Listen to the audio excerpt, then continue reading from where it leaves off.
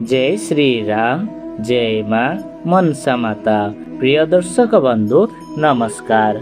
आज मिथुन दिन 25 जुलाई 9 तारिख गुरुवार। अद्य तुला व कुंभ राशि घातबार रही से सचेतन रुहतु। राहु काल दिवा 1:31 रु दिवा 3:10 मध्य कौन शुभ कार्य करंतु नहीं।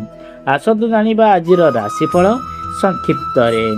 मेष राशि स्वास्थ्य भल, वृष राशि कर्चांत, मिथुन राशि बदनाम, कर्कट राशि कर्मे खुशी, सिंह राशि अनुशोचना, कन्या राशि व्यय वृद्धि, तुला राशि पीड़ा, बिछा राशि असहिष्णु, धनु राशि स्वास्थ्य हानि, मकर राशि अपमान, कुंभ राशि प्रशंसित व मीन राशि अपवाद।